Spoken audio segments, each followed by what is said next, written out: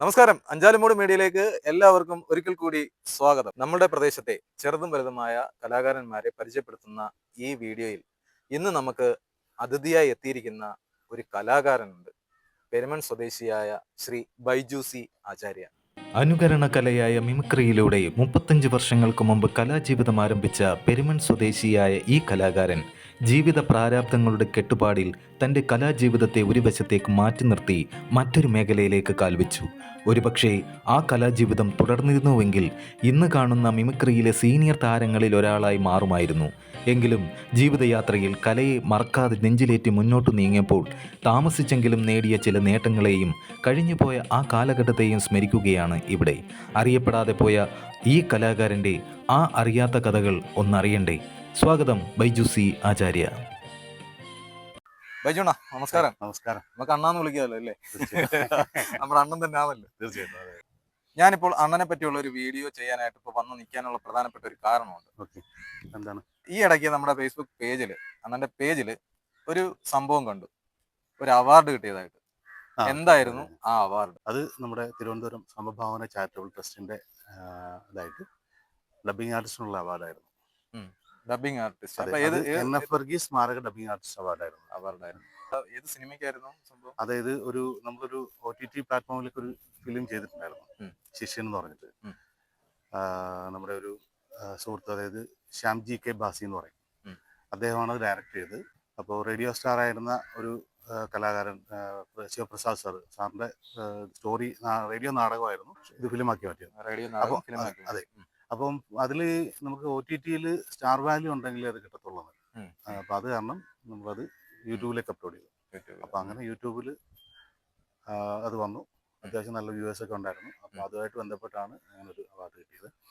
മറ്റുള്ള അവാർഡ് ആദ്യമായിട്ട് എനിക്ക് അവാർഡ് ശരിക്കും പറയുകയാണെങ്കിൽ നമ്മുടെ വാഗമൺ നൃത്യകലാഞ്ജലി എന്ന് പറഞ്ഞിട്ടൊരു ഡാൻസ് സ്കൂൾ ഉണ്ടായിരുന്നു.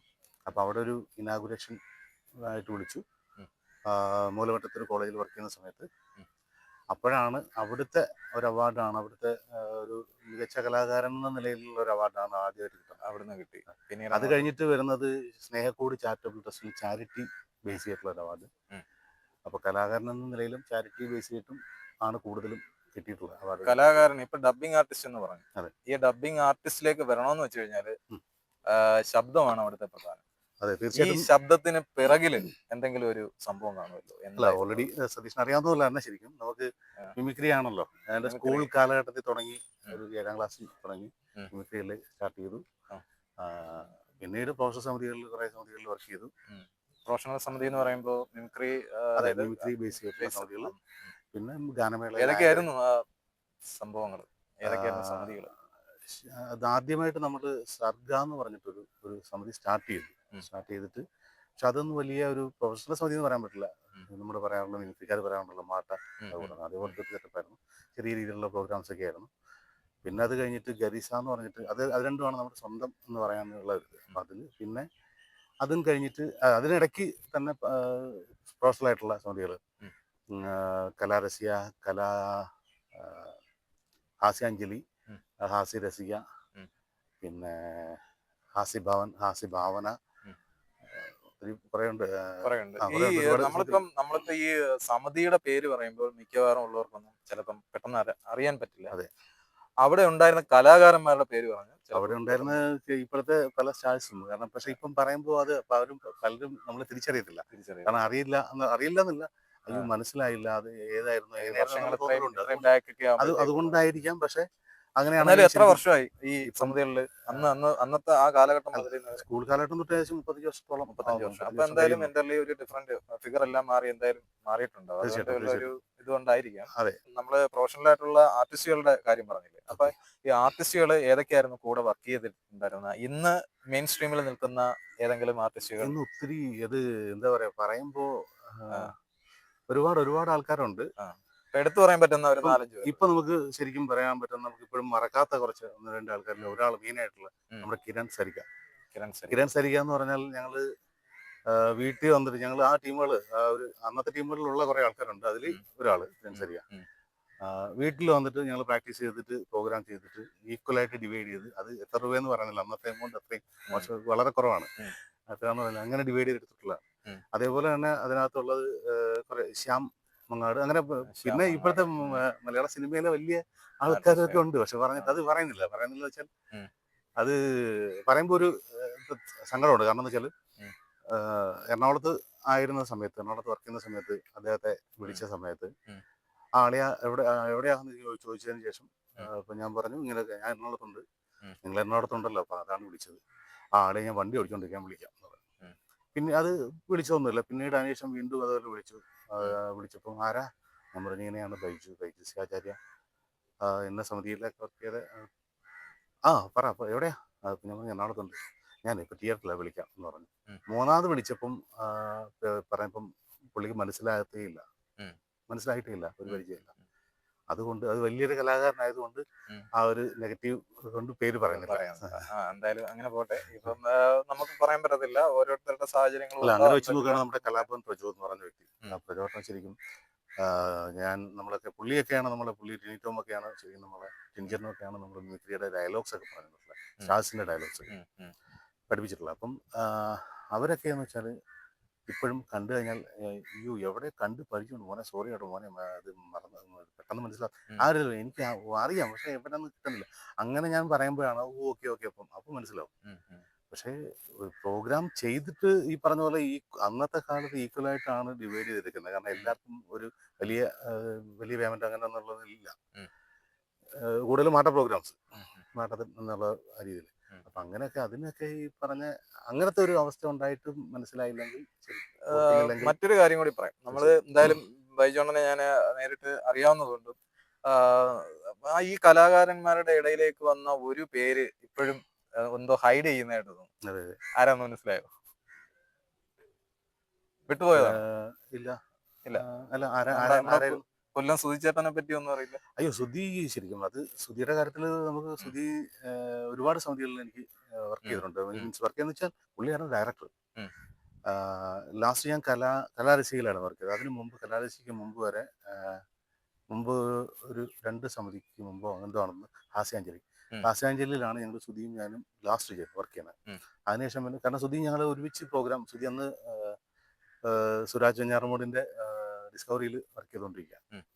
അപ്പം അവിടെ ഗ്യാപ്പ് കിട്ടുന്ന സമയത്ത് പുള്ളി ഇവിടെ വരായിരുന്നു, നമ്മുടെ ഗ്രൂപ്പിൽ വരായിരുന്നു, നമ്മുടെ കൂടെ സ്കിറ്റ് ചെയ്യായിരുന്നു.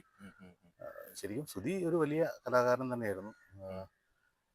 എന്താ പറയാ, ഒരുപാട് സപ്പോർട്ട് ചെയ്തിട്ടുണ്ട് നമുക്ക്. കാരണം നമ്മൾ ജസ്റ്റ് എന്തെങ്കിലും കാരണത്താൽ വല്ലാതെ നിൽക്കുന്ന സമയത്ത് വന്നിട്ട് തോളൊക്കെ ഇട്ട് ആളെ ഇങ്ങനെയല്ല, നീ ഇത് രീതിയിലല്ല ചെയ്യേണ്ട, കുറച്ചുകൂടെ ആക്റ്റീവ് ആവണം എന്നൊക്കെ പറഞ്ഞ് നമ്മളെ ഒരുപാട് മോട്ടിവേറ്റ് ചെയ്തിട്ടുള്ള ഒരു കലാകാരൻ.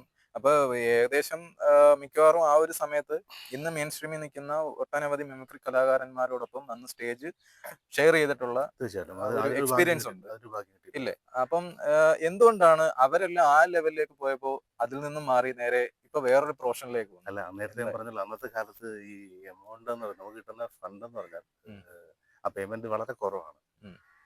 250, 150, 250, 300 എന്നൊക്കെ ഉള്ളതാണ്. അപ്പൊ എല്ലാത്തിനും വന്ന് വില കുറവാണ്. പക്ഷെ എന്നാൽ പോലും നമുക്ക് അതുകൊണ്ടൊന്നും ആവില്ല എന്നുള്ളൊരു തോന്നൽ വന്നപ്പോഴാണ് പതുക്കെ അനിമേഷൻ ഫീൽഡിലേക്ക് തിരിഞ്ഞത്, പഠിക്കാൻ പോയതും. അങ്ങനെ ആ സമയത്ത് പാരലൽ കോളേജിൽ പഠിപ്പിക്കുന്നുണ്ടായിരുന്നു. അപ്പൊ അവിടുന്ന് നേരെ അനിമേഷനിലേക്ക് തിരിഞ്ഞു. ഇപ്പോ വന്ന് നിൽക്കുന്ന പൊസിഷൻ എന്താ? ഇപ്പോ ഞാൻ എറണാകുളം ജില്ലയിലെ കോതമംഗലം എൽദോമാർ റെസിഡൻസ് കോളേജിൽ ഒരു കേരളത്തിലെ തന്നെ ഇന്ത്യയിലെ തന്നെ എന്ന് പറയാം ഏറ്റവും ടോപ്പ് ഫെസിലിറ്റീസ് ഉള്ള ഒരു MG യൂണിവേഴ്സിറ്റിയുടെ കീഴിലുള്ള ഒരു കോളേജാണ്. അപ്പോൾ എൽദോമാർ റെസിഡൻസ് കോളേജിൽ അനിമേഷൻ ആൻഡ് VFXന്റെ വിഷ്വൽ എഫക്ട്സിന്റെ ഡിപ്പാർട്ട്മെന്റ് ഹെഡായിട്ട് വർക്ക് ചെയ്യുന്നു.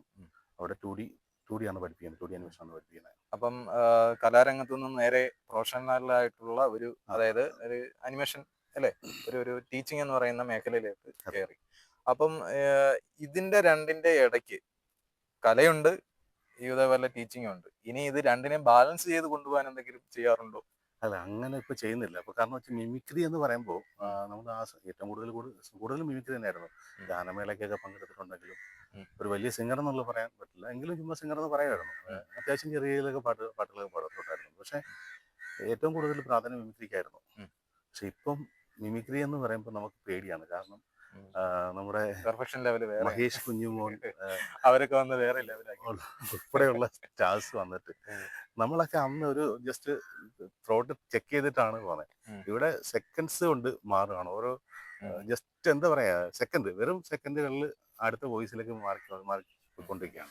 അത് മാത്രമല്ല, ഇപ്പം ഈ കറണ്ടായിട്ട് ആരാണോ ഏതെങ്കിലും ഒരു സ്റ്റാറോ അല്ലെങ്കിൽ ഒരു രാഷ്ട്രീയ നേതാവോ ആരെങ്കിലും ഒരു സോഷ്യൽ മീഡിയയിൽ ഒരു ഇംപ്ലിമെന്റ് ആയിട്ട് അങ്ങനെ ഒരു കയറി വരുന്ന അവരുടെ വോയിസ് വിത്തിൻ സെക്കൻഡ്സോ അല്ലെങ്കിൽ അത് തീർച്ചയായിട്ടും മണിക്കൂറുകളോ അതൊരു വലിയ കൊണ്ടൊക്കെയാണ് ചെയ്തത്. വലിയ കഴിവ് തന്നെയാണ്.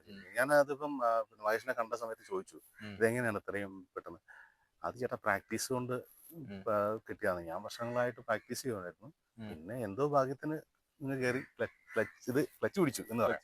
അത് കഴിഞ്ഞിട്ട് പിന്നെ ഇപ്പം ശരിക്കും മിമിക്രിയിലെ തമ്പുരാനാണ് നമ്മുടെ കോട്ടയം നസീറൊക്കെയും അങ്ങനെയുള്ള ആൾക്കാർ. പക്ഷെ സുരാജ് ഉൾപ്പെടെയുള്ള ആൾക്കാർ. പക്ഷെ സുരാജ് വെഞ്ഞാറമൂടിന്റെ കാര്യം പറഞ്ഞപ്പോഴാ, സുരാജ് വെഞ്ഞാറമൂടിന്റെ കൂടെയും വർക്ക് ചെയ്തിട്ടില്ലേ എന്നൊക്കെ പറയാം.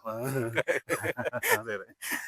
അപ്പം അങ്ങനെയുള്ള വലിയ വലിയ ആർട്ടിസ്റ്റുകളും എന്നാ ഇപ്പൊ പറയുന്ന ഈ മെയിൻ സ്ട്രീമിലുള്ള ആൾക്കാരും എല്ലാരും ചേർന്നിട്ടുള്ള ഒരു കലാജീവിതമായിരുന്നു അന്ന് ഉണ്ടായിരുന്നത്. അതെ അതെ ശരിക്കും അത് നമ്മൾ ഈ പറഞ്ഞ അന്നൊക്കെ ഇവരൊന്നും ആരുമല്ല. ഇപ്പൊ സുരാജ് വെഞ്ഞാറമൂട് തന്നെ ശരിക്കും പറയുകയാണെങ്കിൽ നമ്മള് സതീഷിന് ഓർമ്മയുണ്ടോന്നല്ല, സതീഷും മ്യൂസിക് ഫീൽഡിൽ നിൽക്കുന്ന സമയത്ത് നമ്മളെല്ലാം കൂടിയാണെന്ന് തോന്നുന്നു അഷ്ടമുടി അമ്പലത്തിലൊരു പ്രോഗ്രാം നമ്മുടെ ഇപ്പോഴത്തെ നമ്മുടെ മീഡിയ ആണല്ലോ കുളക്കുഴി മീഡിയയില് ആ ആർട്ടിസ്റ്റ് ആയിട്ടുള്ള ഇപ്പൊ സീരിയലിലും സിനിമയിലൊക്കെ സജീവമായിട്ട് നിൽക്കുന്ന അനൂപ് സതീഷ് നമ്മളെല്ലാം കൂടിയാണെന്ന് തോന്നുന്നു.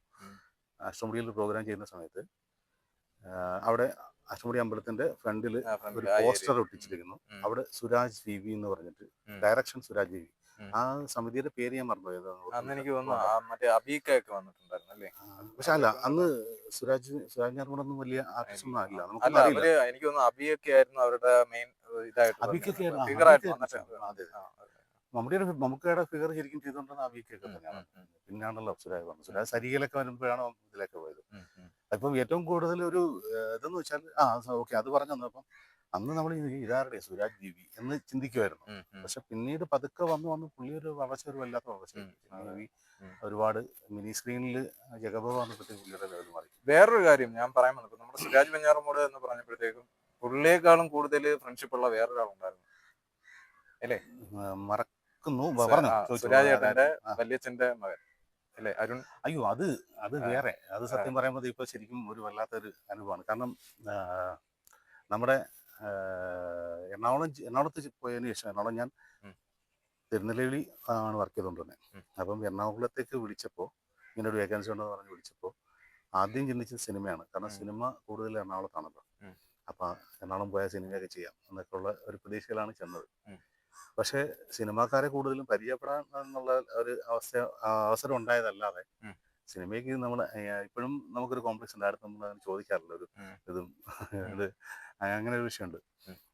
ഓക്കെ, അപ്പം അങ്ങനെ ആ സമയത്താണ് നമ്മുടെ ഈ അരുണും അനിമേഷൻ ഫീൽഡിലായിരുന്നു. അപ്പൊ കിരണൊക്കെ ഒരുമിച്ചായിരുന്നു വർക്ക് ചെയ്തുകൊണ്ടിരുന്നത്. അരുണിനെ നമുക്ക് പ്രേക്ഷകർക്ക് ഒന്നുകൂടി ഒന്ന് പറഞ്ഞ് മനസ്സിലാക്കാം. നമ്മുടെ സുരാജ് വെഞ്ഞാറമൂടിന്റെ കസിൻ ബ്രദറാണ്. കോമഡി സ്റ്റാർസിൽ ആദ്യ ഏഷ്യാനെറ്റിൽ ഉണ്ടായിരുന്ന കോമഡി സ്റ്റാർസിൽ ഉണ്ടായിരുന്ന അപകടത്തിൽ മരിച്ചു മറ്റേ നോബിയുടെ കൂടെ ഉണ്ടായിരുന്ന അരുൺ വെഞ്ഞാറമൂട് നല്ലൊരു ആർട്ടിസ്റ്റ് ആയിരുന്നു. ശരിക്കും അവിടെ വന്നു കഴിഞ്ഞാൽ അന്നാ ഞാൻ എത്തിയെന്ന് പറഞ്ഞു വിളിക്കും. പിന്നെ നമ്മുടെ കൂടെ റൂമിലായിരുന്നു. പിന്നെ അവിടുന്ന് വന്നതിന് ശേഷം നമ്മളെ കണ്ടിട്ട് പോകത്തുള്ളായിരുന്നു. കലാകാരന്മാരുടെ കാര്യം പറഞ്ഞ ലിസ്റ്റില് ഒരാളുടെ പേര്, അത് ഞാൻ ബൈജോണന്റെ വീട്ടിൽ വന്നപ്പോൾ ഞാൻ കണ്ടിട്ടുണ്ട് ആ ഫോട്ടോ, നമ്മുടെ മണിച്ചേട്ടൻ. ഇതെല്ലാം മറന്നു പോവാണോ? അതെ, ഓർത്തെടുക്കണ്ടേ? മറന്നുപോയി. അതെ, മണിച്ചേട്ടന്റെ ഇതുപോലെ നമുക്ക് മിമിക്രി ആയിട്ട് ബന്ധപ്പെട്ട് ചെറിയൊരു സംഭവം മണിച്ചേട്ടന്റെ കൂടെ. അത് മണിച്ചേട്ടന്റെ പരിചയപ്പെടുന്നത് ടെനിച്ചേട്ടനാണ്. നമ്മുടെ കൊല്ലം എസ് എൻ കോളേജിൽ പുള്ളി പ്രോഗ്രാം അവാർഡ് നൈറ്റിന്റെ സമയത്ത് പ്രോഗ്രാം വന്നപ്പോൾ അങ്ങനെയാണ് പരിചയപ്പെടുത്തി. അതിനുശേഷം പിന്നീട് പല സ്ഥലങ്ങളിൽ കണ്ടു. പക്ഷെ ആ സ്നേഹത്തിന്റെ ഒരു കുറവില്ല. നല്ല രീതിയിൽ തന്നെ പോയി. നല്ല മനുഷ്യരായിരുന്നു. അപ്പൊ അങ്ങനെ നമുക്ക് പ്രോഗ്രാം ചെയ്യാനുള്ള അവസരം പുള്ളിയുടെ കൂടെ ഒരു മിമിക്രി ആയിട്ട് ബന്ധപ്പെട്ട് ചെറിയ സ്കിറ്റ് ചെയ്യാനുള്ള ഒരു അവസരം കിട്ടി. അപ്പൊ അന്നത്തെ കാലത്ത് നമുക്ക് ഈ പറഞ്ഞ വീഡിയോ കാര്യങ്ങളൊന്നും ഇല്ലല്ലോ. അതുകൊണ്ട് അത് കിട്ടിയില്ല. അല്ലെങ്കിൽ അതും അതൊരു ഭയങ്കര മുതൽക്കൂട്ടായനെ ഉണ്ടായിരുന്നില്ല. കാരണം ലൈഫിൽ ശരിക്കും അതൊക്കെ ഇനി തിരിച്ചു കിട്ടാത്ത കാര്യങ്ങളല്ല. ഇതുപോലെയുള്ള കുറേയധികം കലാകാരന്മാരുമായിട്ടുള്ള എക്സ്പീരിയൻസും ഒക്കെ നമ്മൾ ഈ വീഡിയോയിൽ ഇപ്പൊ പറഞ്ഞു കഴിഞ്ഞു അല്ലെ, നമ്മളായിട്ട് ഷെയർ ചെയ്തു. ഇനി എനിക്ക് ചോദിക്കാനുള്ളത്, ഈ മിമിക്രിയും ഇത് ഡബിങ് ഉണ്ട്, ഇപ്പം ഒരു പ്രൊഫഷണലായിട്ട് ഒരു ടീച്ചറാണ്. അപ്പൊ ഇതിന്റെയൊക്കെ അപ്പുറം ഇനി അഭിനയത്തിന്റെ ഒരു കാര്യം പറഞ്ഞായിരുന്നു. ഈ അഭിനയവുമായി ബന്ധപ്പെട്ട് എന്തൊക്കെയാണ് ഉള്ളത്? അഭിനയം എന്ന് പറയുമ്പോൾ ശരിക്കും ആദ്യമായിട്ട് ഷോർട്ട് ഫിലിം ചെയ്തിരുന്നു. ഇപ്പൊ ഒരു 10-12 ഷോർട്ട് ഫിലിം ചെയ്തു. അതുകൂടാതെ പിന്നെ എന്താ പറയുക, കുളക്കോഴി മീഡിയ, അതായത് അതിൻ്റെ സംവിധായകനാണ്, അറിയാമല്ലോ.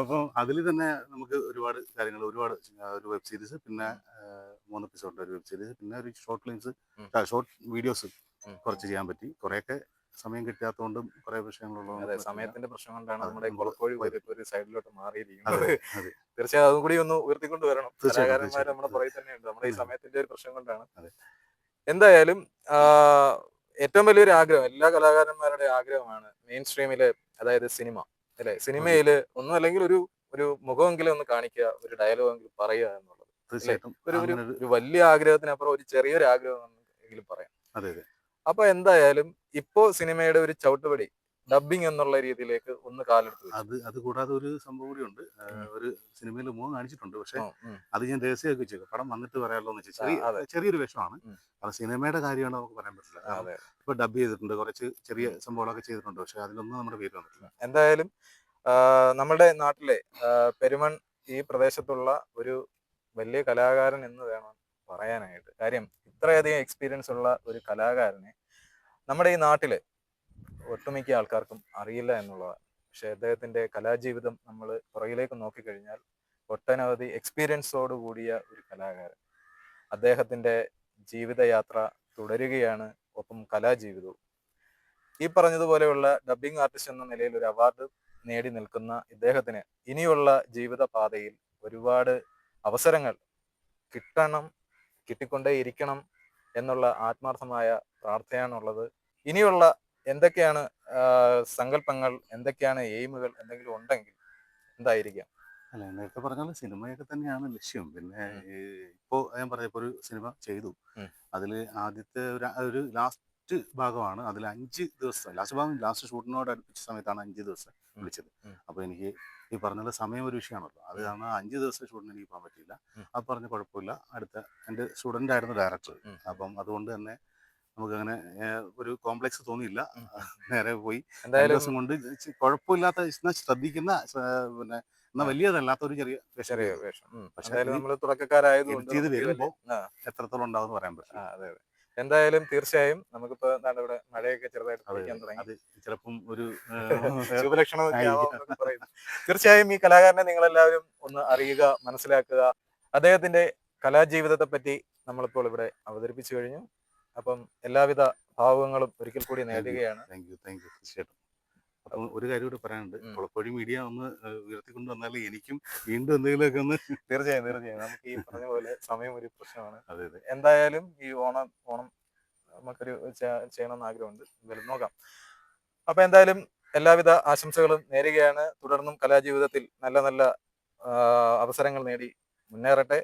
ഈ പെരുമൺ എന്ന് പറയുന്ന ഈ നാട്ടിൽ മറ്റൊരു എടുത്തു പറയാവുന്ന ഒരു കലാകാരനായിട്ട് മാറട്ടെ എന്ന് ആഗ്രഹിക്കുകയാണ്, ആശംസിക്കുകയാണ്. അപ്പോൾ തീർച്ചയായും നമുക്ക് മറ്റൊരു വീഡിയോയുമായി ഇനി കണ്ടുമുട്ടാം. Thanks for watching. Thank you so much.